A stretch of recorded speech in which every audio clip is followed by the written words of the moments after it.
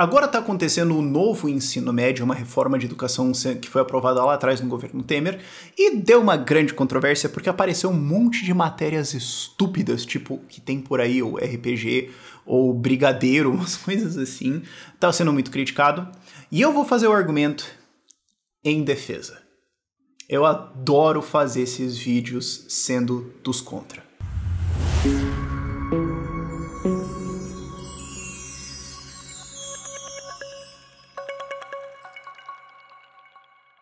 Vocês lembram lá depois do impeachment, Temer entrou e tudo mais, e teve toda uma invasão de escolas, invasão de escolas e tudo mais, contra uma reforma educacional que ninguém leu, mas também era contra e tudo mais.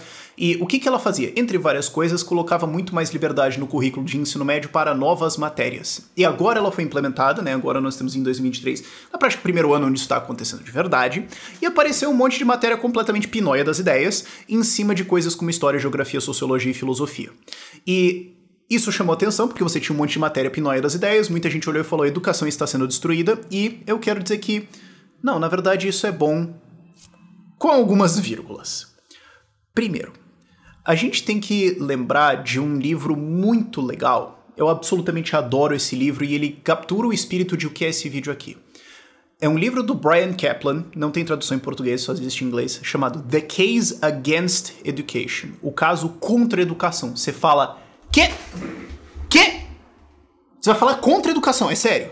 Então, o que ele faz é analisar pessoas que poderiam ter se formado, mas não se formaram, versus pessoas que se formaram. Qual é a diferença de ganho salarial?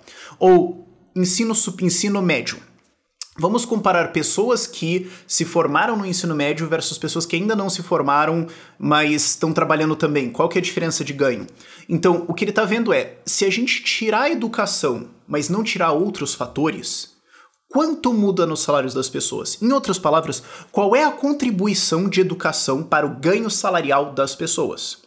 E é importante fazer esse estudo direito porque muitas vezes você está comparando pessoas diferentes. Se você comparar quem é formado em medicina e quem não é formado em medicina e falar que existe uma diferença salarial, eu preciso lembrar você que as condições que permitem alguém ser aprovado e conseguir cursar e finalizar um curso de medicina não são comuns. Ou seja, as pessoas que conseguem se formar não vêm do mesmo histórico, do mesmo background, etc., de quem não conseguiu. Você tem que procurar alguém que poderia, mas não fez. Então, quando você isola todas essas coisas, qual é o ganho salarial, qual é o quanto que, de fato, a educação muda na vida? E o que ele descobre é que mais ou menos 80% do ganho salarial de você se formar não tem nada a ver com o que você aprendeu. Tem a ver com efeitos de seleção. Isso basicamente mostra quem é dedicado e organizado a ponto de conseguir ter um diploma, habilidades que você já tinha previamente. Ou é uma profissão limitada, né? Para você tem que ter o diploma para trabalhar aqui. Né? Pode ser contatos que você fez no meio, pode ser várias outras coisas que não tem nada a ver com o que está sendo ensinado. Então, o ponto dele é que mais ou menos 1/3 do que é ensinar numa escola, depende de como você faz a conta, de alguma forma seria útil. Ou o benefício todo de ensino não é tão grande assim. Então a ideia de que a gente tem que ter mais aulas e mais tempo de aula e tudo mais, talvez esteja errada, porque a gente consegue ver que a maior parte das coisas que crianças e adolescentes aprendem na escola serve para estritamente porcaria nenhuma. O que não quer dizer que a escola é inútil. Você ainda está aprendendo várias coisas úteis ali, de linguagem, de comunicação, de matemática e tudo mais, mas tudo é útil. Um segundo ponto importante a ser feito é uma questão de Brasil. Vamos analisar o resultado do sistema de educação que nós temos hoje, porque é uma modificação. Estamos fazendo uma modificação em relação à coisa prévia. Qual é a coisa prévia? O IDEB, a nota de avaliação do ensino médio em 2005, era de 3,4 de 10. 34%. É uma nota absolutamente horrível. Se isso aqui fosse iniciativa privada, todo mundo envolvido com isso aqui deveria ser demitido e talvez algumas carreiras acabarem. Em 2017, 12 anos depois, quase a totalidade deles durante o governo PT, o IDEB do ensino médio era de 3,8. Desceu de 3,4 para 3,8. Então nós tivemos aí 12 anos para encontrar e executar melhoras no ensino médio. 4 turmas inteiras, né? Porque 3 anos, 12 anos, 4 turmas inteiras pra gente aprender e tudo mais. O que a gente melhorou? Praticamente um peidinho. É isso. Foi isso que a gente conseguiu alcançar. Em 12 anos de esforço, concentrado de um monte de gente e tudo mais. Então, não só o resultado é desastroso, as pessoas encarregadas em melhorar isso aqui são absolutamente incompetentes. Deu errado. Porque é uma melhora tão pequena que pode ser que, assim, não, mas quer dizer que a gente acertou alguma coisa. Não, pode ter sido, tipo, puramente... Agora crianças estão comendo melhor e elas tiveram um desenvolvimento cognitivo levemente melhor e o sistema ainda é o mesmo lixo, se não pior do que era antes. Isso aqui pode ser, sabe, é um resultado tão pequeno que várias coisas explicariam isso. O sistema não funciona. Então, assim, o que nós estamos perdendo ao mudar e arriscar uma coisa nova? Nada. Não há nada de valor aqui a ser conservado. Esse é o meu argumento. Mas o ensino médio vai mudar as matérias, vai ficar uma porcaria e tudo mais. Já é uma porcaria, além de qualquer possibilidade de salvação. Isso aqui deu errado. Abre uma cova, taca, enterra e não marca, porque vai que alguém vai tentar ressuscitar o cadáver. E eu apelo a vocês com uma pergunta extremamente simples. Me fale 4 coisas que você aprendeu no seu ensino médio com os seus professores dentro da grade curricular que mudaram significativamente a sua vida. 4 coisas. Eu consigo pensar em uma. Eu consigo pensar em uma, e é quando eu aprendi um pouco melhor a fazer redação no cursinho. Não estou conseguindo lembrar de qualquer outra coisa no meu ensino médio que eu consigo imaginar que de alguma forma impactou minha vida produtivamente. Que é o que me leva ao ponto. Essa reforma, ela permite que você tenha novas matérias que podem ser boas. O que as manchetes fizeram foi focar nas matérias malucas. E, assim, teve até uma que eu pensei assim, dá pra passar pano, tipo, o que tem por aí? Cara, é um jeito de dar um título engraçado para discussões contemporâneas. Não seria legal, tipo, você tem um professor pra discutir temas contemporâneos que estão acontecendo agora na política no Brasil com os alunos e estimular eles a pensar. Isso não é ruim. Certamente vai ser melhor do que aprender a diferença de rochas em geografia ou na história do Japão. Fora que assim, cara, história e geografia, mano, se enfiam os canal de YouTube, em termos de carga horária vai ser muito melhor. Duvido alguém fazer o argumento contrário. Tipo, exatas, resolução de problemas, talvez você precise de um professor pra sentar e te ajudar a resolver o problema. Agora sim, vamos assistir sobre a história do Brasil. É só assistir, cara. É só assistir. Sabe? YouTubers vão resolver esse problema muito melhor do que toda a despesa que a gente tem com professores.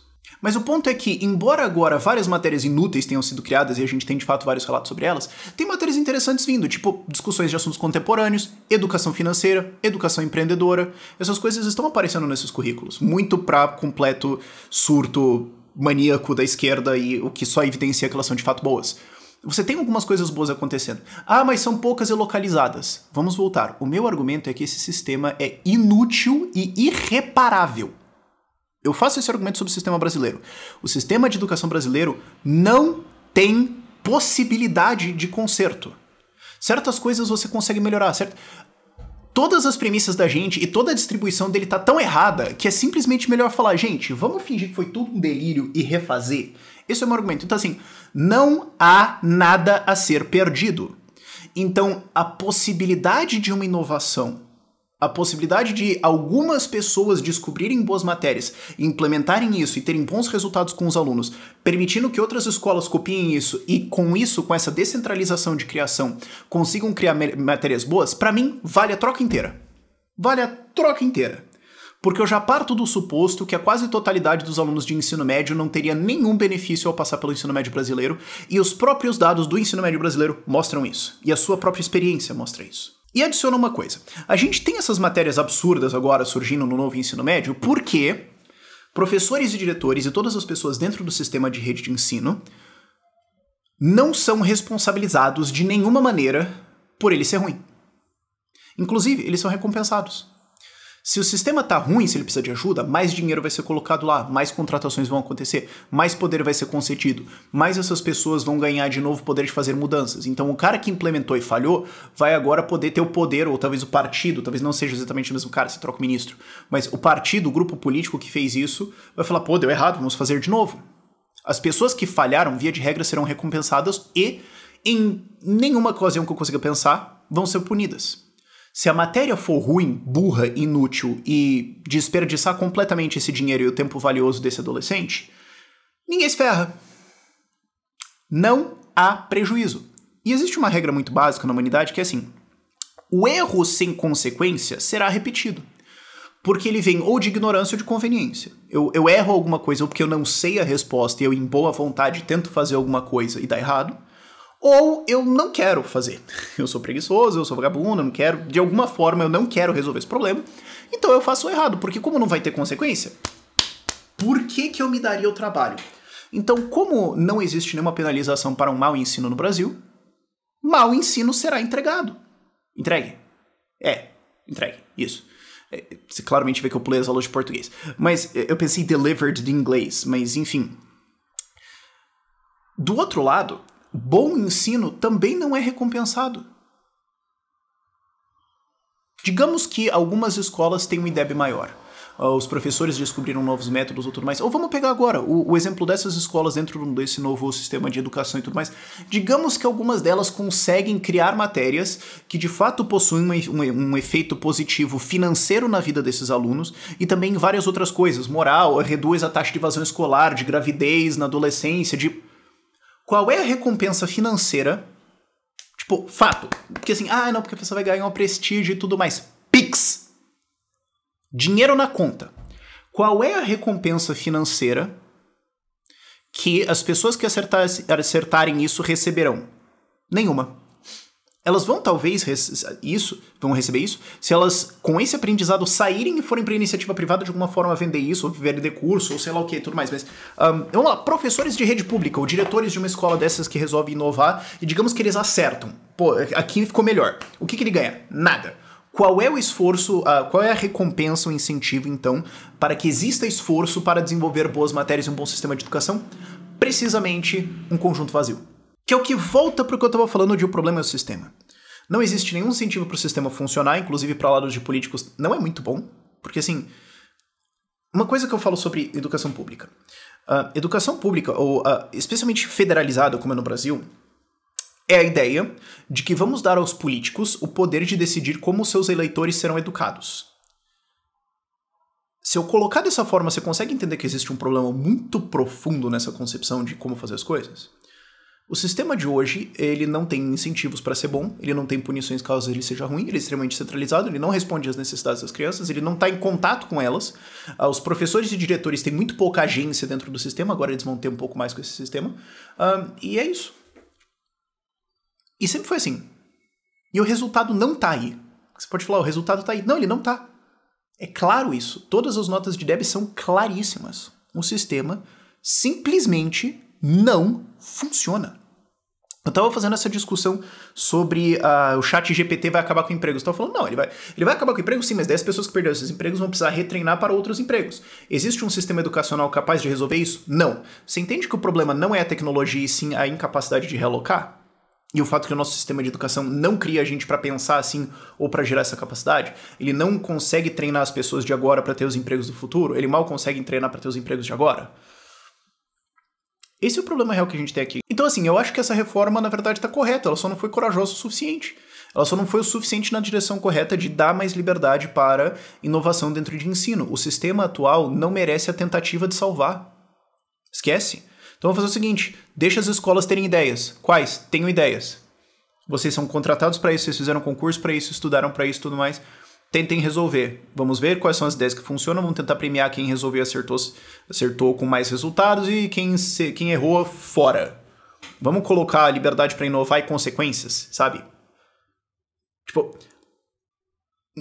E eu tô falando de educação. Vamos ensinar baseado em deixem as pessoas terem ideias... Reforce o que está certo e puna o que está errado. Se você tem um problema com essa ideia, qual é a sua visão de educação? É um ponto também muito importante pra gente entender aqui, ok? Sabe, vamos imaginar certas coisas. Tipo, imagina assim, se uma escola, se ela falhar em certos indicadores, tipo, a nível de gravidez entre as meninas adolescentes lá tá muito alto, o que acontece? Isso que passou da linha, evasão escolar passou da linha pra cima, nível de violência na escola passou da linha pra cima, tá todo mundo demitido, diretor perde emprego. E não tô dizendo assim, ele é realocado. Não, ele é exonerado. Fora, rua, você falhou. Você teve a segurança de um salário, de todas essas coisas, de todos os benefícios e tudo mais. Você tinha um trabalho, você não entregou ele. Fora. Que tal? E do outro lado, recompensar quem acerta. Porque assim, a minha ideia seria, claro, privatiza tudo, ou libera a competição em tudo e deixa as pessoas inovarem. Mas eu tô tentando pensar assim, coisas que passariam agora. Que tal responsabilizar as pessoas pelos resultados das coisas? Que tal deixar a capacidade de inovação com responsabilidade? Porque o que a gente colocou foi algum nível de algum nível de liberdade com nenhum nível de responsabilidade. Aí vai virar palhaçada, claro. O professor vagabundo vai colocar uma matéria de bate-papo e daí vai sentar e conversar com os alunos, que é o que ele já fazia provavelmente, porque ele é um inútil, e segue o baile. É só que a gente tem essa ideia de tentar de alguma forma proteger ou salvar esse sistema, que é o que eu quero quebrar com vocês aqui agora.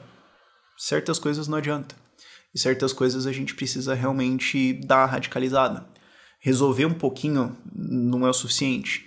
A gente tá numa nota absolutamente abissal. Vamos pensar assim, se a gente subiu o IDEB, tipo, ele subiu em 12 anos 0,304. Se a gente continuar nisso, quanto tempo até a gente chegar em adicionar 4 pontos? Então subiu 0,4, 12 anos, 120 anos pra gente ter um ensino nível 7,5, 8. É aceitável isso? Eu tava falando isso sobre crescimento econômico. O Brasil pode crescer aí 2, 3%. Cara, então isso significa... Quanto tempo vai levar pra gente tirar dezenas de milhões de pessoas que estão na pobreza? Décadas. Não, isso não é uma solução aceitável. A velocidade de melhora que nós temos agora não é aceitável. Todas as regras, todas as coisas, todas as nossas presunções básicas estão produzindo essa pequena melhora que a gente quase certamente perdeu com a pandemia, inclusive. O IDEB de 2021 vai vir, o IDEB de 2023 vai vir, e eu vou ficar muito surpreso se ele não cair significativamente. O de 23 vão colocar na conta do novo marco desse novo negócio de educação, tá? Mas o de 21 vai vir uma porcaria. E isso significa que a gente pode, inclusive, ter perdido, 20 anos de evolução em educação. Mas mesmo se a gente esquecer isso, o pouco incremento que a gente teve não é o suficiente para defender esse sistema. Precisamos de ideias muito mais radicais nisso, e eu acho que essa reforma foi pouco. Espero que eu tenha, com esses argumentos, forçado você a pensar de uma forma um pouquinho diferente. Por esse vídeo é isso.